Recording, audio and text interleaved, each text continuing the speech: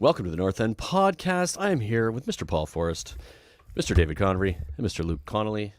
I'm going to start with you, Connie. How are you, sir? Good to see you again. I'm great. We just started this podcast. We didn't put a plan together. We're just jumping right into it. I don't even know what we're going to do on the podcast. We're probably going to talk about football, but who knows in what order, so that's kind of exciting. Well, we do have an order, and if you were paying attention to Run of Show, you literally asked for it, and then the message right after. This is just indicative of David Convery, isn't it? It turns up, well, we have a podcast, don't really know what we're doing. Well, we were talking about it, Connie. We've got a strict run time, and he's like, oh, okay, hold on. Okay, cool. Paul Forrest, will you defend me? Did you think we were going to chat about it before we just jumped right into it? Hi, my name is Paul. Hey, Paul. How are you, Paul? Luke, and I can just ask you quickly, don't put the mic so close to you. It's quite loud. Next time. Yeah, thank you. Go on, Paul. I don't know what Dave's talking about. I don't want to wade into those waters. It just feels icky and yucky, and I don't want to talk about it. I'll talk about anything that isn't Toronto Maple Leaf related for as long as you want. I don't care. Oh God. Yeah, I don't really allow myself to get into that because it's just not worth it. I got too much pain with Spurs to do another blue and white that's going to kill me. It really is kind of like being a Spurs fan. It is. It's exactly like it. It's like the 60s was the last time we won anything proper, and here we are. And it's the same colors for me, too. So I can't do both. Lukey boy, how are you, buddy? Yeah, I'm good, mate. I'm all right. I'm obviously just getting my life in order, as ridiculous as that is. And now that the Premier League is finished, I don't know what to do with it. So, waiting for the Euros, and Jack Grealish is going to be in there, which is great. So, you know. Yeah, looking forward to that. We'll get into the Euros a little later on, towards the end, and hopefully you're still here for it because I know you got to cut it a little early, but we'll see. We should be able to get to it. Paul, do you want to kick off the chat final day top 6 conversation? Yeah, man. Well, I mean, let's just get to it. It's been a spell, so we'll acknowledge that we're a little bit late for talking this through. But yeah. Boys, I gotta say, the last day of gameplay was for me a real treat. I think if I had to highlight anything that I thought was really interesting was Liverpool finishing in third out of nowhere, because I could not tell you how likely it was that they were going to finish third of all positions 6, 7, 8 weeks ago. And the fact that Leicester, yet again, for another season, fall out of the top 4 in the dying weeks of the season where they had been, I think they had the most weeks in the top 4 of anybody in the Premier League this season. It was 242, I believe, was the amount of weeks they were in the top 4. Higher than anybody else, yes, correct. It's crazy to me. And I know we've had some people kind of send us this question. I think California JP threw it out there. Like, is Brendan Rodgers a failure as a manager, given that this is 2 seasons now where the collapse is definitely a thing with this team? And part of me would say, no, that's not fair. And then part of me would say, well, I mean, 2 seasons in a row, you're unable to prevent this. And it wasn't really like the schedule was that hard towards the end. Like, it wasn't the easiest, but I mean, they only had to beat a struggling Spurs on the last day of the season to get in, and they failed to do that. At home. And that game, by the way, with Gareth Bale scoring 2 goals cost me my fantasy Premier League. Did it? Yeah, totally did. And I just feel like it was a little bit of I don't know. It felt like they just kind of buckled under the pressure of it all, which might be what Leicester are. Let's give them credit. Like, to finish in the top 4 or 5, 6 or 7 that's an accomplishment for Leicester. As good as they are, as good as their ownership is, and all the things we rave about, it would still. I think pretty good season. Yeah, I would agree. I think they struggle to finish a season, especially this season in particular, because they played Chelsea in 2 very big games. So you have a couple of big games before probably the biggest game because they had to win it. They just looked out of gas. Their legs were toast in that game against Spurs, and Gareth Bale came on and just schooled everybody, which was fun to watch. It was fun to watch. Hold on a second though. Like, does anybody, if did any of us have Leicester finishing top 4? Don't get me wrong, they didn't have a great finish. There was a lot of teams that didn't have a great finish, but like, I'll put it to you this way: are any of you gonna pick Leicester to finish in the top 4 next season? Oh no, definitely not. No, for sure. No, but if you had a time time machine and go back to the start of the season, okay. But like, this entire season, we've been talking about them potentially finishing top 4 for months now. Like, the scenario of, are we really that shocked? I'm like, yeah, I think I kind of am, because they were there for so long all season and they played so well for a big chunk of it. I think I can be a little bit disappointed that they weren't able to like pull it out towards the end. It's surprising. I agree, and I thought that they would get through. I actually thought Chelsea would be the ones that would end up falling out of it, but they got lucky because Spurs won, which is really the icing on the cake for Spurs fans for sure. You know what I think compounds the Leicester thing is, I know not a lot of people on this podcast, not a lot of people, period, had Liverpool anywhere near the top 4. They won their last 5 games. So did Arsenal. Like, no one had Liverpool doing what they were doing, and you got to give them a lot of credit. They almost, in a sense, knocked Leicester out. Like, Leicester had a great season, and they had an opportunity to beat Spurs, who were all over the place for the end of the season. But like you said, Gareth Bale came on. Anything can happen. There's some really good parity in this league, but I wouldn't even say that Leicester bottled it. I would say that Liverpool kicked their way into that top 4. It's a bit of both, though. I mean, Leicester just needed to win their last game of the season, and they would have been in, and they didn't. Well, I think if you look at the last 5 games, as Brian has so kindly brought up for us there, you can actually make a very firm argument for Leicester bottling it when their last 5 games were loss, win, loss, draw, and Liverpool went win. Yeah. Yep, exactly. Yep. Thank you. Bottle merchants. My visual coming through there. Exactly. Well done, Brian. For those listening to the podcast right now who aren't looking at the screen, we have the Premier League standings up on the screen. Do you know pods are doing this more and more? Joe Rogan does this all the time, and it drives me fucking balmy. He'll have like whole moments of his podcast. He'll be like, "Wow, just look at that reaction. Look at that video." And you can't see it. Rogan, it's a fucking podcast, brother. What the hell are you talking about? Yeah, sorry about that. We'll try not to do too much of that, but we're using it as a visual so we can talk about makes sense. What's going on. And I think it's probably worth noting that Chelsea, who in a weird turn of Chelsea finished 4th. They almost lose out in a top 4 position and would ultimately have been fine because they go on and they shock the world by beating Man City in the Champions League final and are now the best team in Europe. And it's fucking 4th place Chelsea. Yeah, it's a strange one, isn't it? Bizarre situation. I think we got to give props to West Ham as much as I don't want to. They did finish above Spurs, just a place above it. Hey, Connie, you're right. You're a big man for saying it, though. I appreciate you calling it out, dude. Yeah, no, it's 100%. I mean, they played really well. They finished the season well enough. 3 out of their last 4 and a draw in one of those, and they look pretty good and deserve the spot. But it was a mess for most teams. I think you mentioned, I think it was Paul mentioned a few minutes ago, or Liverpool with 5 and Arsenal as well, finishing really well, winning the last 5 as well in a row, which is impressive from those teams. So looking like they'll go into and Leeds did really well as well, won 4 of their last 5. So a few teams looking like their form is going to be pretty good. And we should call Leeds out a little bit. I know, Brian, you were saying, I'm sick of giving Leeds credit, and I get it, but they finished 9th on 59 points is impressive, yeah. For a promoted team, that's very impressive, and they were good to watch. When they took their lumps, but they, you got to give, I know the whole Bielsa ball thing, I don't think he really deviated from his plan the entire season, which I almost have to take my hat off. It was kind of like when Klopp came in. He's like, we're going to play offense. Our fullbacks are going to get up, and they did it. And win or lose, that's an incredible finish for them. It really is. It is 59 points. I mean, I just think this season it was so wacky that if you look at second, obviously 74 points, but from 3rd until 9th, the difference is 10 points. There's it's wild. It's a crammed table there. But you want that, though. Honestly, you do. like you said, for sure. It's more from more 3rd exciting to 9th, we need to get away from this 19 points, 11 points, 12 points. I don't want to see. I'd love to see 3 or 4 teams fighting for the title at the end of the season, and then in the coming years, hopefully the parity continues and we start to see a little bit more of that. And those top 2 teams hopefully the gap is bridged a little bit. Well, let's talk a little bit about the Champions League again, because I think that. I was taken aback by how Brian talked about West Ham when I mentioned that Chelsea are the best team in Europe. It was a weird segue. It wasn't really a segue. I was just kind of I looked at it and I'm like, shit, man, they did finish in 6th, didn't they? Yeah. No segue. But for next season, theoretically, we've got a Chelsea that seem to have Man City's number at the very least.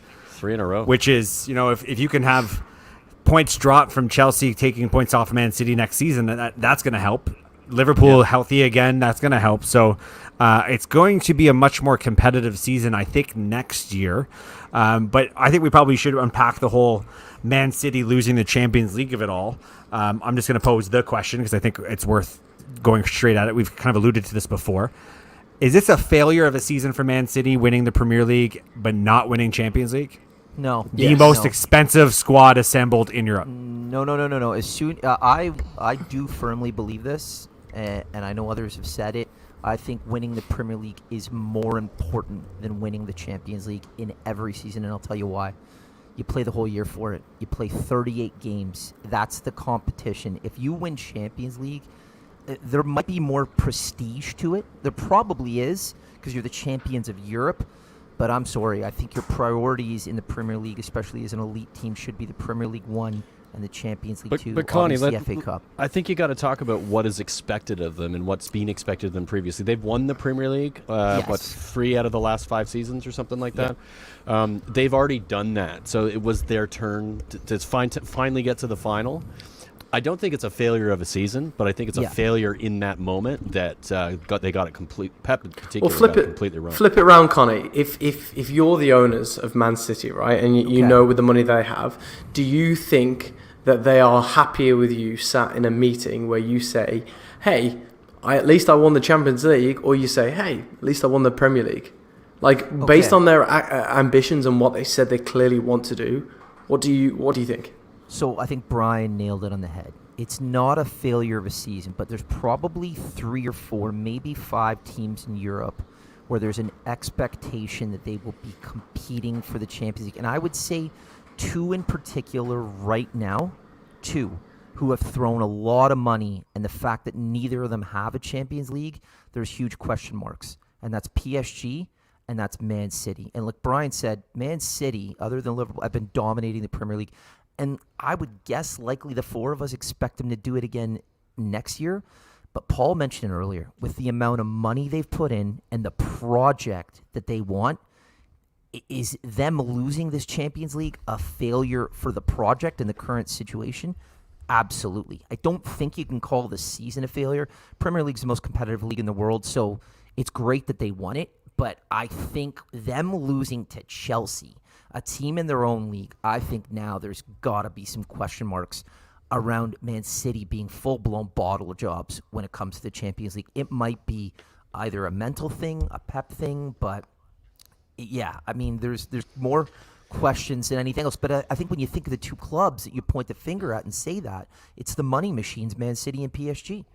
Yeah, 100%. I think. Well, I mean, let's also remind ourselves that the second team that spent the most money on their squad this summer was Chelsea, and did win, did win. Like, yeah. So it's not exactly as clear cut as if you spend, you can't win. Like, you still need to spend to win. I want to be really clear about it. This was a failure of a season for the Premier League champion norm Man City team. Like, this is essentially, they are not just used to, they are expected to winning the Premier League. They're expected to be competing to win the Premier League. You don't assemble the squad they assembled to win the Premier League. You don't. Like, you just don't need to spend that kind of money on center backs alone, because the Premier League doesn't require you to have 6 fucking very expensive center backs in your squad.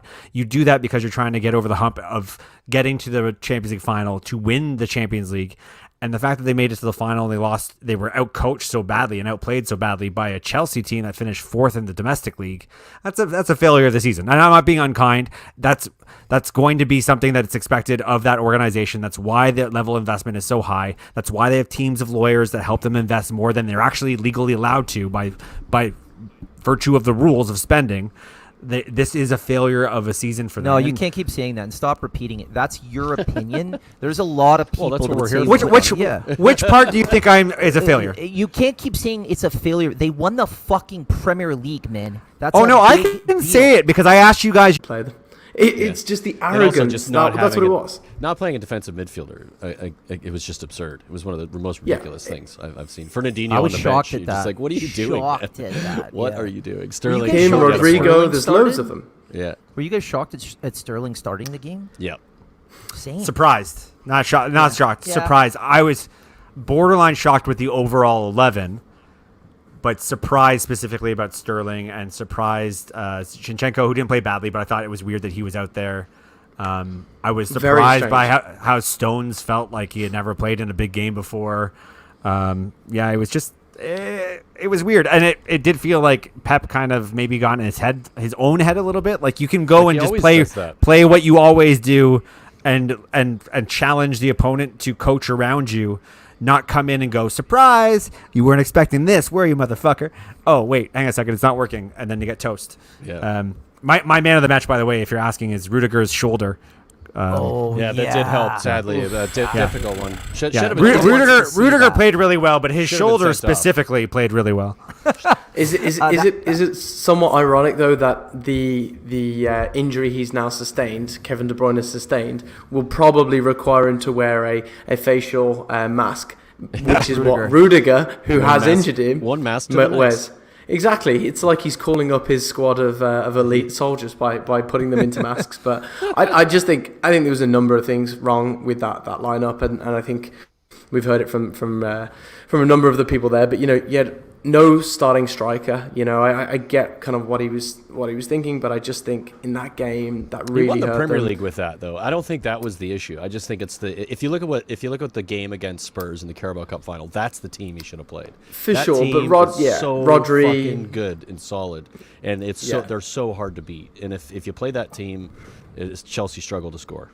I've kind of a different opinion, I guess. So even they got the goal, and I'll disagree with you wholeheartedly, Luke. I thought that was a world-class pass, and I will say the world-class pass was met by an exceptional run. The defense wasn't out of position, in my opinion. But as I say that, if you watch the second half, at the very beginning of this season, but Lampard was in charge, so it's not really applicable. We were like, this Chelsea defense is in shambles. The organization that they had with not the back four, but that full back five. Oh, yeah, it was brilliant. And then with Conte, Jorginho, and even Mount dropping in, I think that was the game for me, is that back five, the discipline was so impressive and they played well. But then when the ball came out to the middle, and I think I was saying this to Paul or somebody in the chat, it's the first time I've ever seen a Manchester City midfield outworked. And it wasn't just Conte. Jorginho was working his ass off and Mount was dropping in. And guys, we haven't even talked about the amount of chances fucking Teemo Verner missed. Yeah. Like, if you look at the 90 at minutes, you look at that 90 minutes, and I think Paul said it, they were outcoached. But the first time I think I can ever remember, they were fucking outworked. And that was the key. I thought the game was incredible. I really enjoyed it. It was a fun game. It was a pretty fascinating game to watch two teams that you're so comfortable and aware of.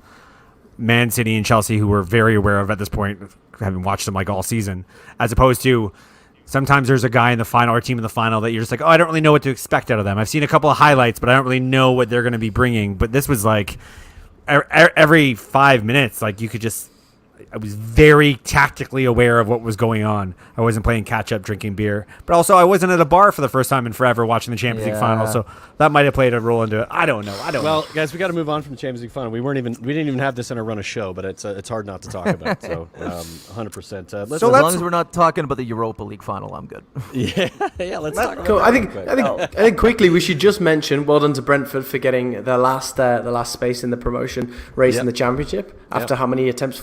5 attempts, and that'll be interesting. They've got an exciting team, so well done. 75 years since they've been in the top flight, so correct. Love that shit. Yeah. Love it. They give me hope that one day the Leafs will do something. No, I'm just joking. No. I'm past all that hope. So I thought it would be interesting to revisit our picks at the start of the season, just to remind ourselves that we don't know what we're talking about. That sounds about right. And some of us are dumb fucks. So Connie did not put in any picks because he was afraid. Are you How convenient? Just fearful. I didn't have any. No, you basically texted me saying I'm afraid. Everybody, I'm happy to say, at least got Man City to win the league right, which is, I think we could be proud of that.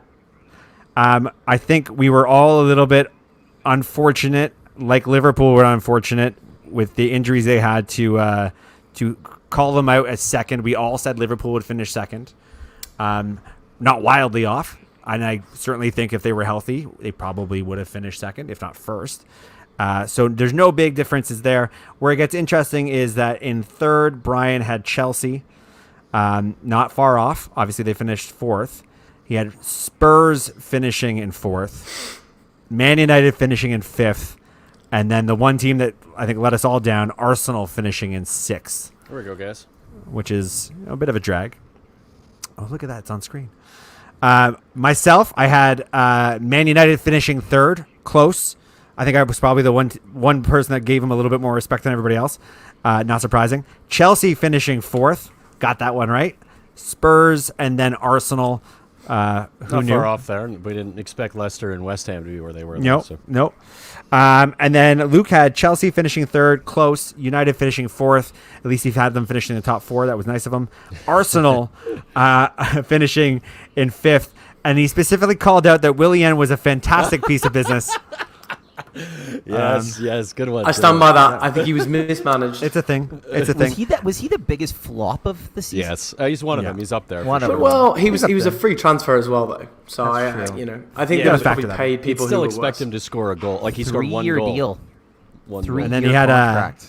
He had Luke finishing, Spurs finishing in sixth, and he was actually fairly sheepish close. and apologetic to Brian when he picked that. So what gets pretty interesting is we also picked our relegation, and Brian had, and he wasn't wildly off, and then he was kind of wildly I off. got He had two out of Fulham. 3. 2 out of 3. He got Fulham, West Brom, and then finishing dead last, and he was very specific about this. Dead last in the league, West Ham. There was no bias involved in that, by the way. No, bias. no. Obviously, it didn't happen. I had Fulham, so I got one right. Leeds, because I just didn't see this style of football working. God, was I wrong. And Burnley, still kind of amazed personally that they actually managed to survive and that I they know. weren't really even near the drop Ridiculous. towards the end of the season. It's kind of a mild, like that's a makes no weird sense. side story that it's going to blow my mind if I can't get my head around it one day. And then Luke had West Brom. Also I don't- West Ham. I don't know how this happened. Also West Ham and Brighton. And I'm trying to remember who the West Ham team was during these picks because it was a couple weeks before the season started. But there must have been something missing from the squad or sort of Well, signing. They were struggling No. last season. Last season They prior. were, and do you know what it was? They signed 2 solid Croatians, and we didn't know anything about them, and Yeah. they carried that West Ham team. Ended up being They brilliant. brought. I don't think. Nobody I predicted don't think Lingard Such- either. Let's be honest. No, I don't think Suchek lost a ball in the air all season. I think there was some random statistic where every one he went for in the air, he won. Like he's an brilliant. absolute animal in the air, and they were bargain buys. They were absolutely dirt cheap. So I just thought they were in trouble. And Brighton surprising, but Brighton were lucky. I think just finished above it. Just finished above They it. didn't You do a weren't far whole off lot. on that one. I think at the start of the season, before all the they had a lot of late in the window signings and then some I think loans. So I actually understand why Brighton would have been in your drop list. Like that makes sense to me. Like same way I understood how Burnley was in my drop list looking back. But West Ham, I still am like, woof. Like what was so bad about West Ham that we thought they would go down? They were literally shit the season prior. I think they finished like 13th or 14th, and they didn't look Sure. like they were going to do anything to Sure. improve themselves. But clearly they did. And we got it completely fucking wrong. Yeah. So then we also had our picks for Golden Boot. I went with Aubameyang. You skipped me there.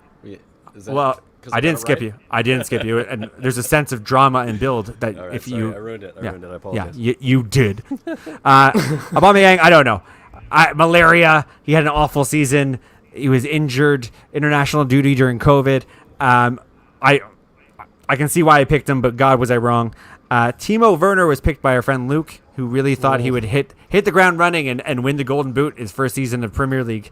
Yikes. You know what? Maybe if he could hit the net half the time, he could have.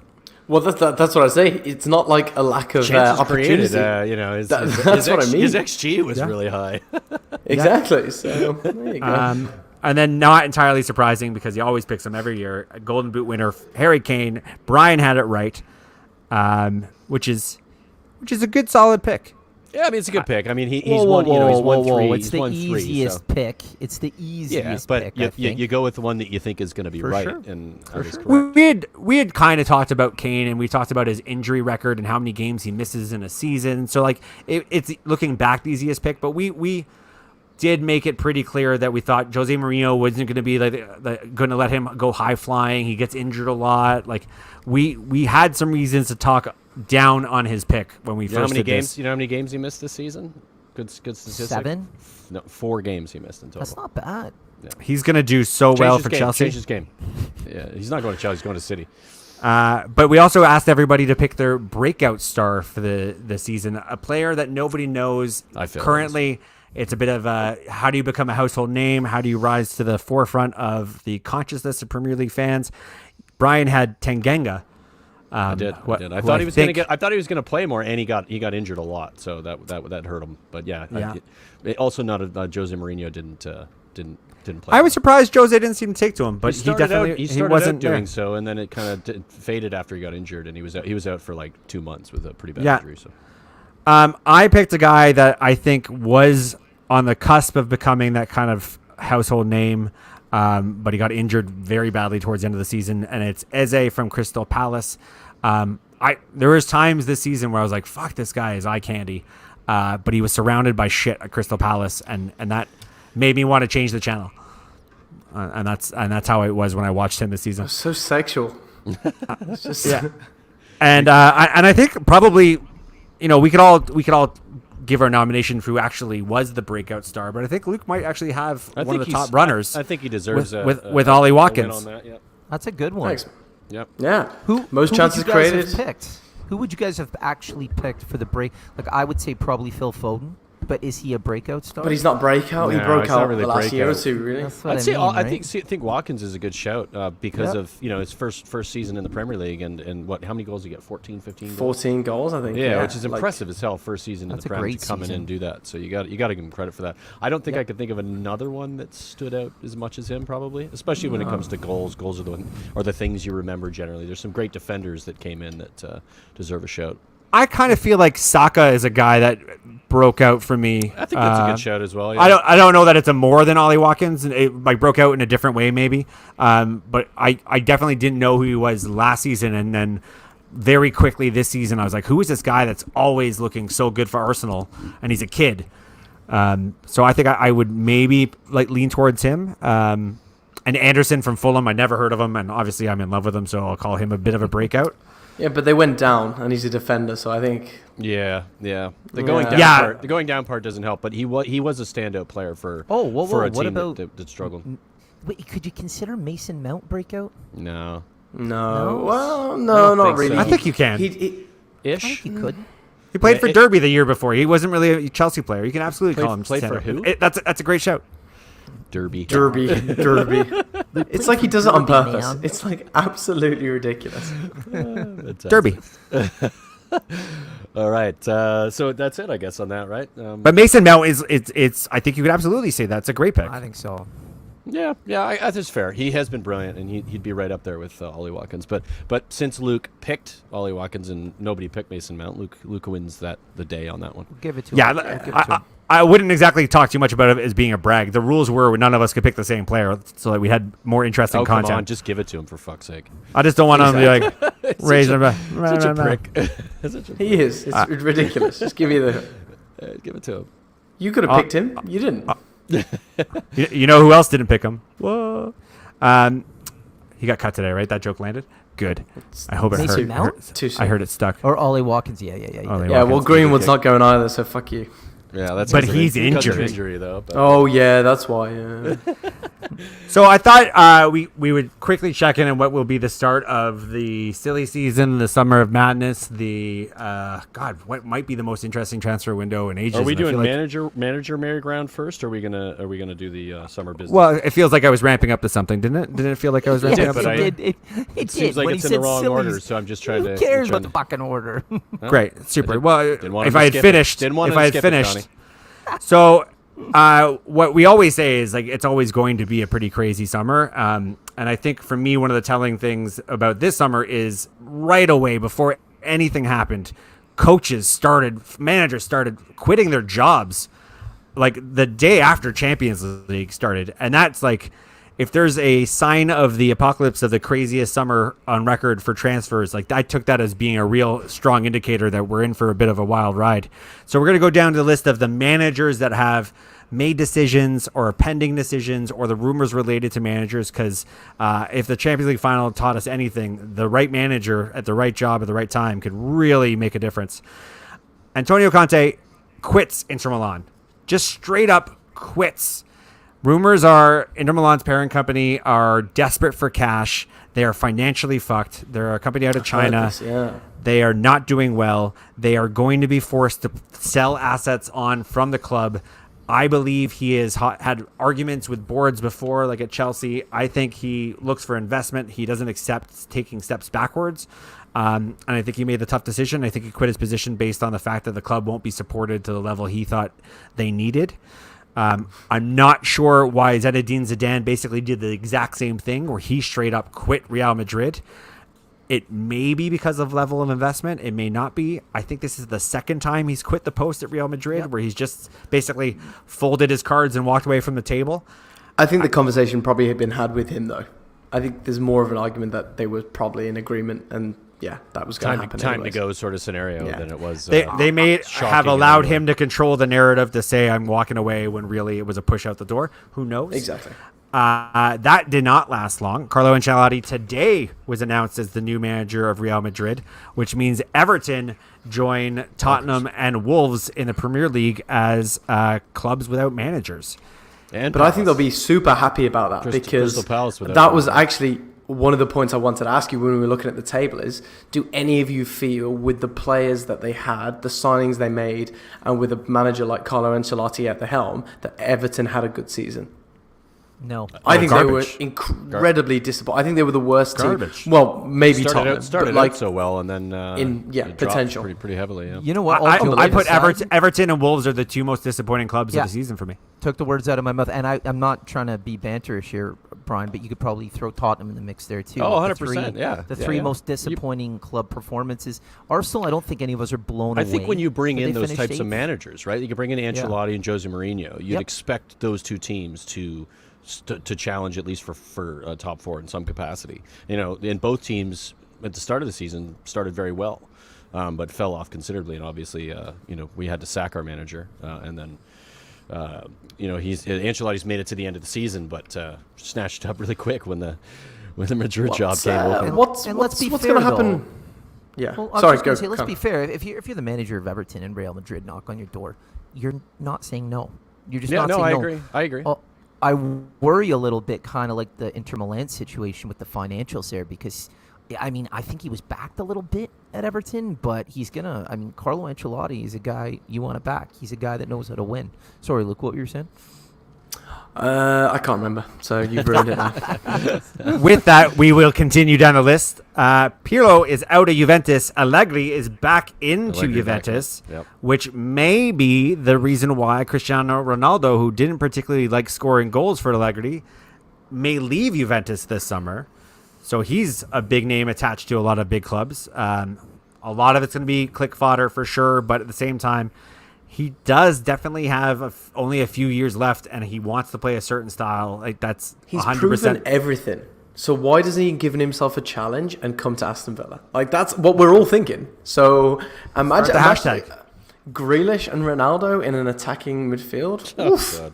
Would you take him? Like serious question right now? Do you think Ronaldo? Do you think Ronaldo could come back and do well in the Premier League week in, week out? In a heartbeat, mate. Yes. In a heartbeat, because he's not. You can't have the same arguments with Ronaldo as you would with another person in an aging star such as that. Because Ronaldo isn't. He's a freak. He's a freak of nature in that his body is almost scientifically and genetically engineered, and he does everything physically possible to keep himself as young and as. I also think he'll be the first person to live to like 150. Like he's going to smash all the records, and then we're going to find out that not only can he do all that, but all this time he's been able to breathe underwater with no apparatus. I guarantee it. Waterworld. Yeah, yes. It's going to happen. You heard it here first, folks. Claudio Ranieri quits Sampdoria in Italy. He's a Premier League winning manager that is now a free agent. So that's the list of like what's actually happened. Here are the hot new rumors for a lot of these as a result of the new vacancies. Rafa Benitez is now attached to the Everton post. Santos, formerly of Wolves, is also attached to Everton, but is considered the favorite for the Crystal Palace gig. Pochettino has been in conversations, apparently, with a return back to Spurs, although PSG have publicly stated that he still has 2 years on his contract, and they are quite happy with him. There's a bit more to it than that. There is, though, and I'd like to jump in on that, Bri. It's a story that I think will unfold. Let's talk about that in a sec. And Roberto Martinez represents what is the most obvious outcome for a lot of these clubs, waiting until the Euros are over and then poaching an international manager to take the post on domestic league. He is quite heavily linked with a lot of clubs because apparently this will be his last go-around with Belgium. Oh, I didn't even think about that one. That's a good one. Can we go back to Spurs thing quickly? So I read something today, and I find it quite interesting, and I've read a couple articles. So Leonardo, I guess he's the sporting director at PSG or whatever he is. So I've read a couple of articles now that every manager that's worked there recently cannot stand him, and he's a psycho to work with, and he's just... It's literally, you can't work with the guy. So the number that I read earlier today, and the quote that I read is that Pochettino wants out, not so much that he wants to come back to Spurs. I think he'd be happy to because him and Levy do have a good relationship. Apparently they've patched it. But he wants to get away from Leonardo. Like, he cannot stand the guy. He doesn't want to work with him. And apparently the number to get Poch is 20 million. Bride, would you probably know a little bit more than I? Is any of that accurate, or have you heard any of the same? I mean, the Leonardo thing is very accurate. Fabrizio Romano was on Chris Callan, who is a Tottenham YouTube guy, this afternoon, talking about it, just letting, like, sort of going through the details of all of those things. Most of what you said is true. Leonardo is apparently a complete mess. Pochettino has mentioned that he does want to return to Spurs. That doesn't necessarily mean he wants it now. He's just mentioned it as a thing, which I mean he said previously before. What I think will end up happening in the 20 million, yes, the 20 million is accurate. So what they did is they extended his contract. So he had a year left on his contract. In the contract, he had a contract extension which doubled the buyout. So it went from 10 to 20 million. So it's not going to be cheap if Spurs. He basically has to quit. So Levy has to convince Pochettino that he wants to quit his job to come back to Spurs. Spurs have said that they want this dealt with by before the Euros start. So middle of next week sometime is the goal. Arguably, any club going into an international tournament like that without a manager is a disaster. It's been 43 days that Spurs have been without a full-time manager, not including Mason, obviously. So it's the longest in history. Welcome, Dr. Tottenham. So a pretty bad situation. I do have. There's a lot of confidence that Pochettino will come back, but there's a bit of weariness there that the cost might push Levy away. There's also a talk of a football director coming in as well, a Juventus' football director who's also quit, who was under Conte, and so there's rumors of Conte coming to Spurs as well because of that, because they worked together for so long and won some tournaments, Scudettos. Right. Yeah. What does a good football director do? Because I always get confused with it's a fairly new role. What, of the last probably 10, it's 15 recruitment, years? really, but making sure that the manager's got the tools he needs to work with, and bringing in the right players and understanding the type of football that they want to play and being able to identify them. It's essentially the GM. Yeah, it's essentially what a manager does if he's a manager. You know, if he's a coach, he coaches the football. He makes sure that he focuses what's happening on the pitch. If he's a manager, he does both, deals with transfers. It's something that we've tried. Spurs have tried it previously and failed miserably at it. So Levy doesn't like to like to lose control over the situation. So it'll be interesting to see how it pans out. I'm one way. I'm not sure about the Pochettino coming back situation. I don't know that he'll have the cojones to tell Levy exactly what he wants. So I'm worried about that. Dun dun dun. So now the Stephen G going anywhere? We should just little Stevie. Not this season, but soon. No? I think he'll do one more with Rangers, and then when Klopp Okay. when Klopp has done his cycle at Liverpool, that's where Stevie G will go. You think Stevie's going to bank on the? I think he's the next one on the list there for them for sure. Difficult job to go to, but I mean, he's done really well at Rangers. I know it's Scottish Premier League, but I think that's probably how I'm just taking a guess here, but it seems like that's probably how they're planning it out, or he is anyway. Interesting. Fair. I hope he fails miserably, whatever he does. So we've actually had some real legitimate transfers confirmed as well, and some very strong rumors. Like, there's a distinction between a strong rumor and a garbage rumor, so I'm trying to be like as specific with the strong ones as possible. Conte has signed and is now a Liverpool player. They have gone out of their way to strengthen their back line, their center back position.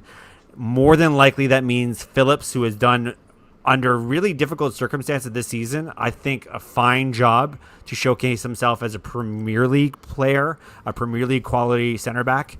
Not necessarily somebody who's going to help you win a title. I think that's a little bit overreach for him, but I can see him going to some Premier League team and doing very well. He's a big, powerful boy.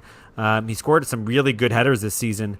So I think that's going to be something we can look out for this summer. But Konate is a legitimate, like, that's a big signing for Liverpool. Yeah, it's not a big price tag. I think he was only something like 35. But offensive midfielder, Paul. What's his position? He's a center back. Oh, he's a center back as well. Oh shit. Okay. From Leipzig. Oh wow. So they're 36 million. That's a bargain price. Guys, It's a bargain, that is a fantastic signing for them. And just How do they keep doing this? They've been It's good they've recruitment, been, man. Good They've been recruitment. recruiting him for a while. Release and he wanted clause. to come. Yep.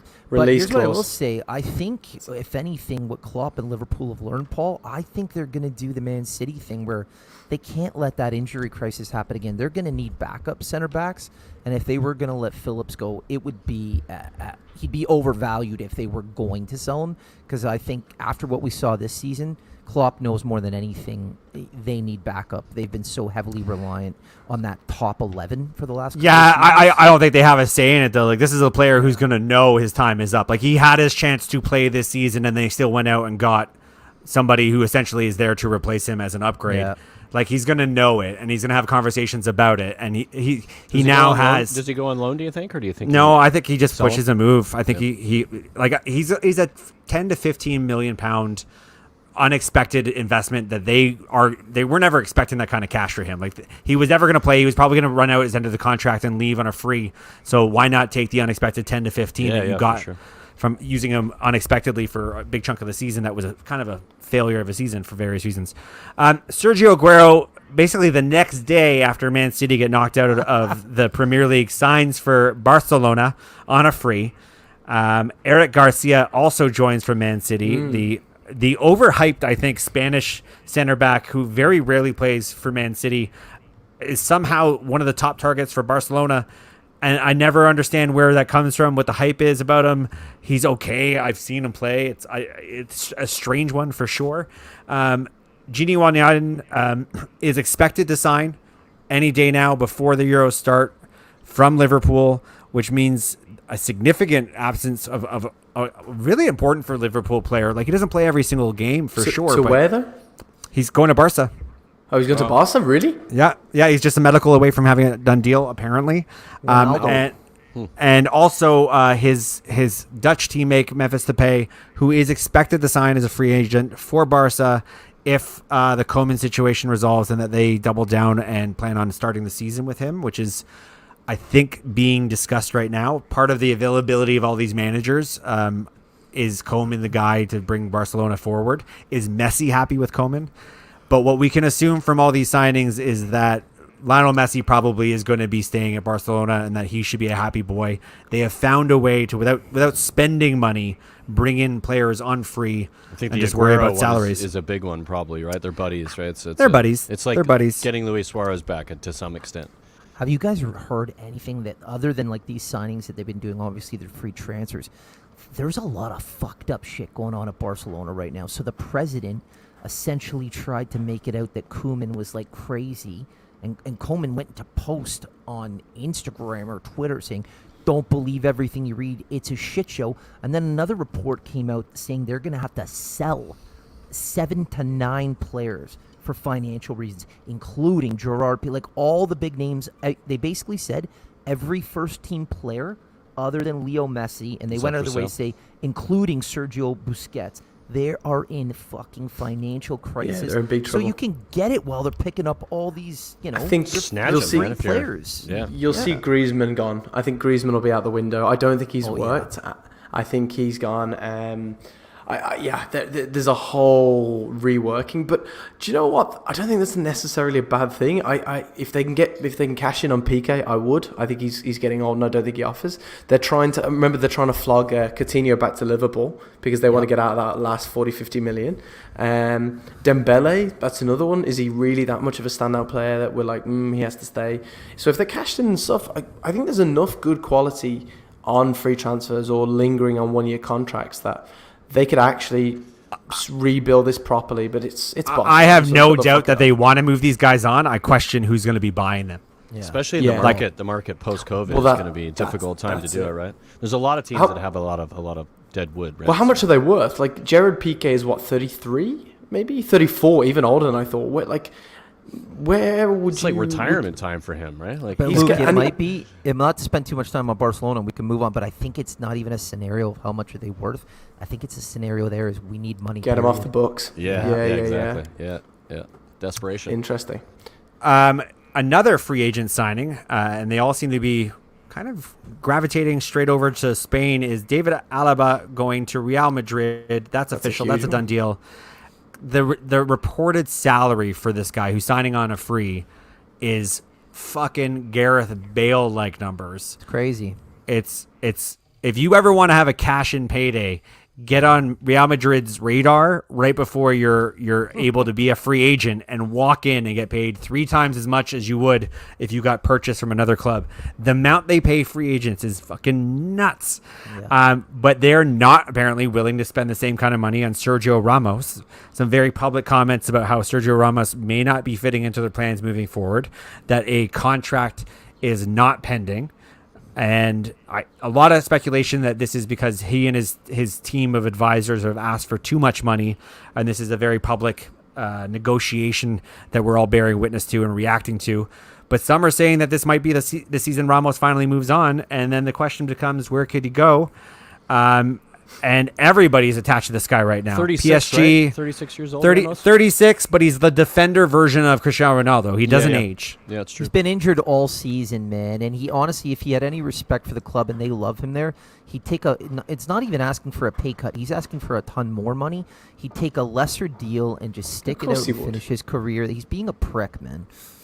Yeah, he is, but a lot Ramos, of them, right? He's a prick. Yeah. He is. But he's a prick. You want on your team. He's one of the greatest players like in that position. So I think take him. I think it's Varane will be the one that we haven't mentioned. He'll be cashed in because Varane is 50-60 million. I bet Varane is on the list as well, but he's in a slightly different situation. He has another year left on his contract. They don't need to move him. They don't need to give him a new deal. They can wait to negotiation until his actual time at Real Madrid is up. I suspect a lot of people are using Varane's name, and I think if you walk back all the uses of his name, you're going to find his agent planting the seeds with the public, with the press, attaching his name to Manchester United to drive up basically what the agent of Ramos has been doing for the past 5 summers, every single summer.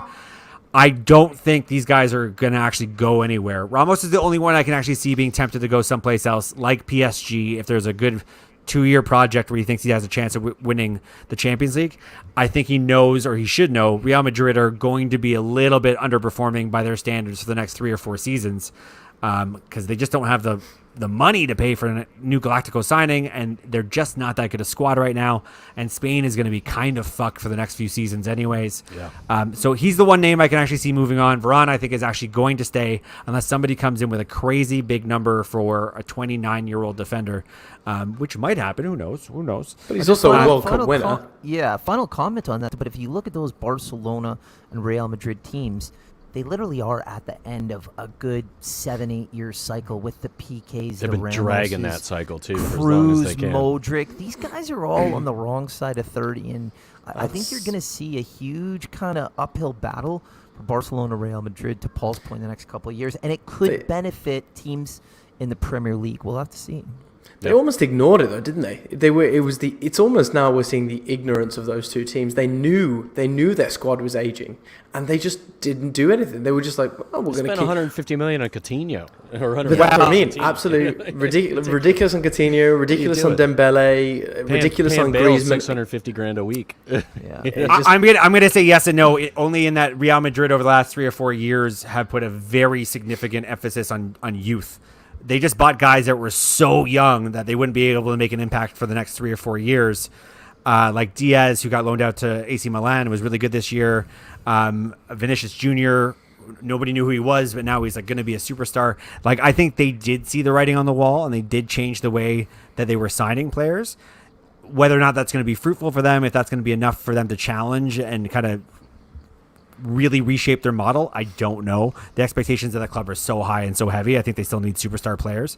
But Barca 100% put themselves in a hole that everybody saw coming. It's a strange one for Barca, though, Paul, because Barca had, remember when it was used to be like, oh, Barca's B team could beat the first team of anybody. They used to have such a good structure with their youth system, and they were just like they had so many good players that just would come in and out of the first team. So I find it really strange that it seems like they gave up that model. They just decided it wasn't what they weren't going to do it anymore because they were just going to throw money at a situation, and it was a massive error. Their wages are bonkers, though. I looked at their team wages. Like, honestly, more than half the teams making $500,000 a week. It's crazy. I don't know where the money comes from. Yeah. I think with Barca, my take is that once you get to the top of the table, top of the mountain, and you always want to be there, and that's the expectation, it's very easy to get financially fucked and make silly mistakes. Sometimes you just need to have a couple of seasons where you're regrouping and that you're going to be stronger for 5 seasons after that. They just always wanted to be trying to win the Champions League and taking advantage of the fact they have Lionel Messi on the team. And they just threw so much money at the problem. They would have been better to say, okay, a couple of seasons we may not be Champions League favorites going into the season, but we're gonna buy smart. We're gonna buy intelligently developed. They just didn't do that. They just Coutinho for 150. We need him now. Like, let's go. Yeah, it was crazy. So the last thing I'm gonna say, and this is kind of a connection from before, Hakimi looks to be the guy from Inter that will be sold. He does represent a fairly big price tag. A lot of cash comes into Inter. Whether or not there are other players that can be pried away from Inter Milan, we'll find out. But there's certainly a few that I think some Premier League teams should be looking at, because Inter Milan have some young and some 27-year-old like prime talent that, if they are in financial disrepair, I think it makes sense for the Premier League to be looking at. And I think Tottenham, Man United, Aston Villa, all of them could probably benefit from a few players from Inter Milan. Let's go. Yeah, let's go they have shopping. a couple of really good players over there, like Brozovic. Like, you're right, Roberto Martinez. They're even saying, like, people are saying they have to sell Lukaku. Lukaku's come out and he's like, I don't want to go anywhere. But they are in that bad of a situation where they may be forced to sell him. It's crazy. So there's a lot of rumors about Chelsea. He'd be a great striker. I was about to say, you stick him in that Chelsea team? Oh, they're linked with him heavily. Huge. Yeah. So we'll see. It's crazy. Funny situation. All right. Well, that's the end of the transfer stuff, Paulie. Yeah, that's it for now. We'll keep adding as they happen, but that's the Cool. top stuff. We got an international tournament this summer. The Euros is coming up in a week and a half's time. Luke, I'm gonna let you run this. You wanted to chat about it. Chomping on the bit all day to talk I am. about the Euros. I'm interested, because I've Can never. I start by saying what is it that you want go. to talk about? Because I'm interested to chat about it, but my whole thing was, what are we going to chat about? Because I haven't even thought about the Euros until I guess England named their team today. I was like, oh yeah, it's like in a week. I've done like a bunch of previews on it on other channels, so I'm well versed. Yeah. All right, so let's hear it, boys. It's exciting, And just before we do that, Bri, there was 2 players left Tottenham so far, and Gazzaniga's been released, and Danny Rose that's a as strange one for me, because I thought Gazzaniga was quite a big part of the plan. What does that have to do with the Euros? No, it doesn't. Paul had finished the subject, and I wanted to ask Bri before we moved on to the Euros. Yeah, you can move on. It's not not worth having a conversation about it. Fair enough. Yeah. Well. Okay, so looking at the Euro, I've been kind of digging and reading and some of the really interesting facts. A Emiliano Martinez could have been picked for England because he didn't have an Argentinian cap, but it looks like he's going to start in their qualifier on the 2nd. Well deserved.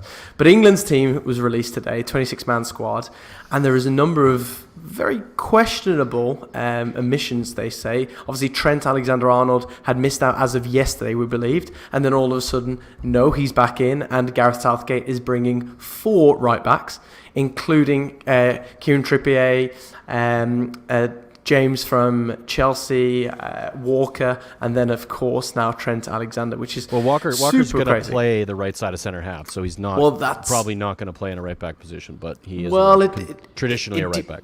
It depends. You've got an awful lot of centre-backs already roaming around who are actual centre-backs. But, also only names 5 actual midfielders, including a 17-year-old Jude Bellingham and a questionable Calvin Phillips. And then for me, some really big omissions. The one that really stands out was a couple, but James Ward-Prowse. I don't know if you know this, but James Ward-Prowse has played every single minute of the Premier League for the last 2 seasons. Yeah, first player to ever do it. I really think he deserves it. So I'm sure you guys have seen the team. I just want to ask you: was there any big surprises? Do you think anyone's really been hard done by? What are your thoughts? I thought Lingard was a miss for me a little bit. I mean, I thought just based on form, he played really well for West Ham at the end of the season, and Southgate said when he was going to pick his team that he was going to pick it on form. And I just don't see that I don't think he's done that. I think he's not at all. He's chosen players for strange reasons to me, and maybe he's changed. Maybe he said he was going to do that when he first came in, so maybe he's changed his approach. I think he's bottled it because you look in the defense and they've got Connor Cody. Connor Cody's had a truly terrible season, awful. And yet there are far better performing. Tarkowski at Burnley was I think the second highest rated centre back in the league after Diaz, and was in I think the Premier League team of the year, which is insane. And then you also had Eric Konza, who I'm a huge fan of, obviously at Villa, who I would have had over Mings because I think he's a far more solid defender. But it really is strange to me. But the omission of who you just mentioned, Lingard. Lingard. Lingard. Yeah, is massive. Do you know that after Harry Kane, there isn't a single player that's had more involvement in goals and assists in the Premier League since February the 2nd than Lingard has. It's ridiculous. And you know what else he's done is they have a friendly. I think early next week, Lingard's playing in it. He is. He's come out and said he will be playing in the Austria game. Yeah. Show me what I'm missing. Like what a dumbass. Let's hold on a second. He showed you the here. entire season. Come on. Let's hold on a second. I've looked at the team. I saw it when it came out. I saw the omissions. There's nothing fucking wrong with this team. And James Ward-Prowse wouldn't have played a minute. Jesse Lingard wouldn't have played a minute. Sure, he's picked a bunch of right backs. See, Lingard, I disagree with. I think Ward-Prowse, I could say I can yes. understand the Ward-Prowse. Yeah. Let's look at it. So Phil Foden, Mason Mount are going to play up that middle. And it's either one or two of them. One of them might even be out.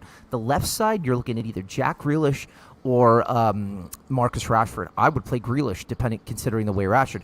On the right side, it's going to be Jadon Sancho. Those omissions that you just mentioned don't get near the starting 11. They don't even get near it. There's a lot of games to be played, and there might be a true. scenario where you need to bring him off the bench because you need something different, and that's what he would offer. They've got that. No, I disagree. I think there's no problem with his team, and I will tell you, I'd say for the majority defense is of the problem tournament, with the team. The center has.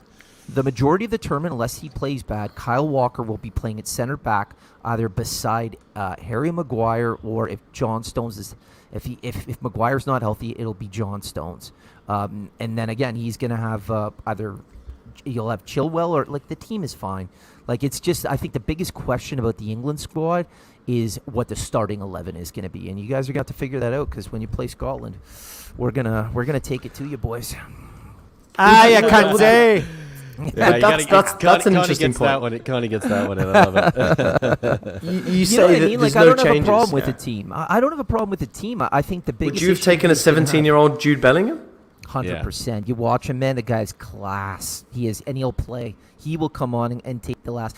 You play him over James Ward-Prowse or Jesse Lingard because he's a much better footballer. Not even a little bit. He's much better. He's a Rolls-Royce of a player. And he won't make it into the starting 11. Their starting 11, if done properly, is a world class, and they probably got five or six fantastic I don't have an issue with the subs. starting 11. I just think from a depth perspective, I think Lingard with his numbers at the end of the season, it's a strange miss for me. Just based on He's got the best numbers in Again, Europe. based I think, on based from on that time. form, Yeah. and we're talking about form, and that's what Southgate initially said he Yeah, was going to okay, pick it on. fine. So that's the reason I have an issue with it. I But get I would those say other players are good. Mount, Grealish, and Foden keep him out of the team. I think. You know what I mean? Like in that position. Which is so who does Saka keep out of the team? Nobody. He sits on the bench for the entire tournament, and he's not even there. Like he will not play a second. Maybe he might come on for Jadon Sancho on that right side a little bit, but that's what I mean. I think the thing about Jesse Lingard, most other tournaments he makes the team. The position that he was coming into, we saw Jesse. He can't play on the wing, but he's great up the middle for West Ham. You're not going to get near Mount, Foden, or Grealish through their middle. You just won't. And if anything, like if James Madison was healthy, is he unhealthy? Or he's injured, right? No, his form towards Yeah, the end of the season was shaky. Okay. He didn't make the team. I don't think it's a Yeah. big deal. A lot of people were acknowledging that his form and his general attitude towards the end of the season was partially because of Leicester, or partially Interesting. responsible for Leicester's fall from grace. you also- I'm going to switch gears a little bit here and talk about Spain because there are other teams besides fucking England. I thought Are they? what was surprising with the Spanish national team, You don't have to yell, Paul. You don't have to yell. Brighton had more fucking players than Real Madrid had on the Spanish national team. It's crazy. That is crazy. Yeah, And Real that was Madrid the had coaches, zero though. players. Real Madrid Luis and- zero Luis- players on the Spain national team. Luis Look- Enrique look- is the manager. He's a former Barcelona player and manager. You Yeah. could tell what was going on there. Yeah, it's political, which is really. Well, really crazy. I don't know that anybody is really fighting to say that. Like Ramos was the obvious exclusion. Laporte goes and changes his nationality from France to Spain, and then immediately walks into the Spanish national team as a center back, and Ramos loses his position and will not be going in the tournament, which was what everybody was shocked by. But Yeah. Ramos played 2 games all season. Exactly. He's been injured all year. So, That's why I don't know that it's a It political makes sense. thing. It makes sense. You're Yeah. right. That's fair. It just seems political based on what. On paper, it looked Yeah. that way, but then you look Yeah. at the Real Madrid team, and you're like, who gets into the Spain squad? Because I that's what I did to see if there was any weird kind of shit going on. I was like, no, it actually seems all pretty legit. Adama Traore, do you think he's done enough to make it into the squad? Or does that just show how weak the Spanish international squad end of the these days? cycle. End of the cycle, right?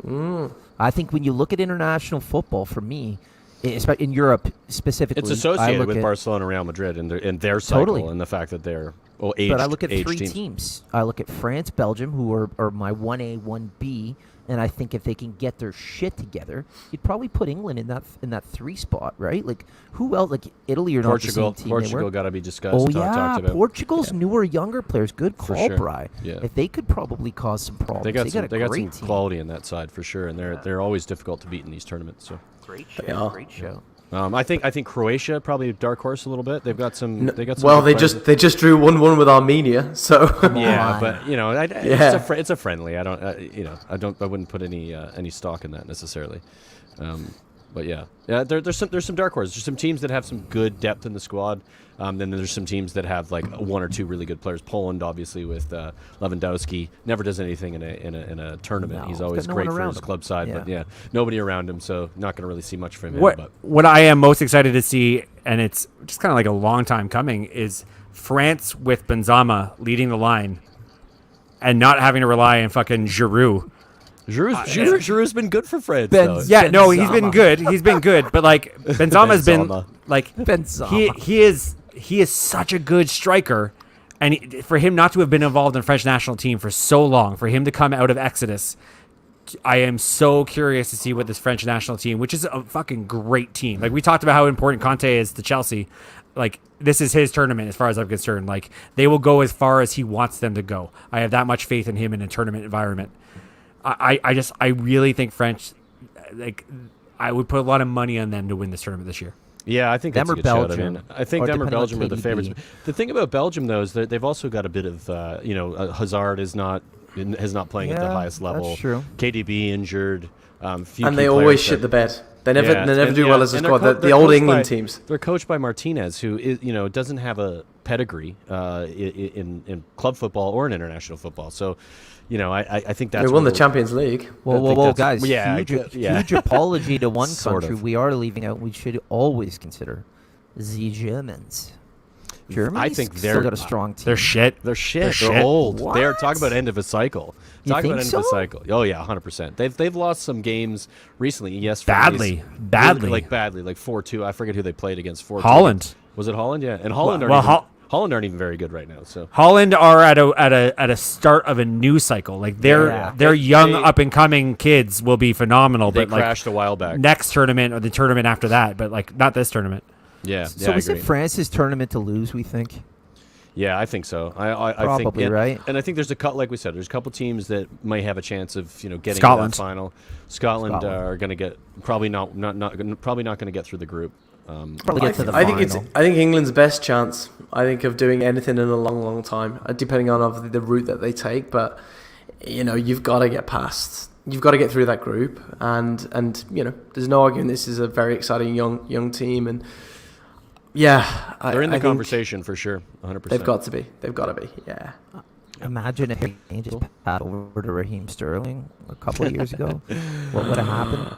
Oh, jeez, here we go. This is going to be so much football, and the world is going to open up, and patios will be a thing, and like Yeah, we're going to hanging get to out. hang out and watch some games I'm together. guys. excited about it. What? I have a question for you guys. Do you think there will be a lot, if any, transfer activity before the Euros start? And I'm talking about the next week and a half because typically, I think at this point, I would say the rumor mill at the is much lower than I would have expected. I think you're going to see some signings. Really, any big I ones. think you'll see a bit, but I've always maintained that because of COVID and because of the financial situation for most clubs, that it's going to be a lot less than we're used to. Yeah. I think if you're talking Right. specifically about before the tournament starts, which is let's Yes. give it a week, like it's a straight up. There's about a week worth of runway. I think you're going to see 12 three to four, Big ones. and then I think players will basically say, I'm not interested in negotiating. I'm not interested in talking to my agent. I am here to focus specifically on getting ready for the tournament. Yeah. Like Sancho, I think my gut says that might land. Because, United know who he is. They know the price. They've known it for a long time. What's new about this other than he's going to be less than he was last summer by a lot, but you're not going to negotiate that price down. Like the new lower number is what it is, and I think they want him. So I think that will be a deal that happens before the tournament, partially even just like to make the United fans happy because we're still all pissy about like the Super League. And I think there's a few other deals that are not big signings, but are going to be significant. And then there are players that are not in the Euro. Like Koulibaly is not in the Euro. There's no reason why that center back couldn't be moving on from Napoli during the tournament. Yeah, for sure. So I think there's still some action ahead. The manager situation is the thing to watch in the next week and Yeah. a half, because that's all got to get done before the Euros. Every manager is going to want to know what they're Especially doing at your for club. the You summer. guys need to appoint somebody. I would say, Bri, you guys, and I think you commented on earlier, I would be shocked if Spurs didn't appoint a manager before the Euros started.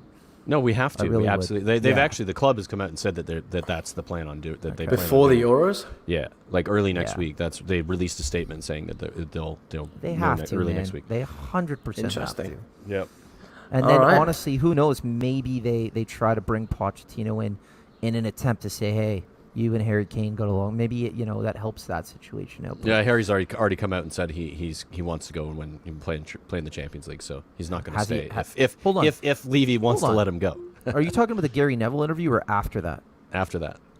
I didn't know that, but that's Yeah. for another day. Yeah, it was like maybe. yesterday or something. It was asked to him, or I don't think he said it specifically. I think maybe his manager said it, or his agent said it. Came out and said, yeah, Harry's looking to play Champions League football next season.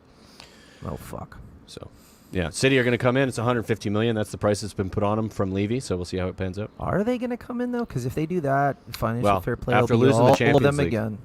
Yeah, that's true. That's well. As soon as they lost, I was like, fuck. There goes Harry. That's I it. know another it's team gonna in that be- Champions League final that could use a striker. Yeah. I don't think Isn't he that wants the to go to truth? Chelsea. All right, well, let's end it there, lads. It's been a pleasure. Thank you for listening to the North End Podcast. We are going to be doing a little bit over the summer, but we're developing our YouTube channel, so look forward to us getting onto YouTube. Of course, we still will have the audio version of it, so don't worry if you just want to listen to it on your way to work. You can still do that, but we will be Fuck doing you, Rogan. some different content on the on the YouTube channel. So look for that as well, and we'll make sure everybody knows about it. Thank you for listening, and we'll see you next time. Bye. You're Sorry, Joe Rogan.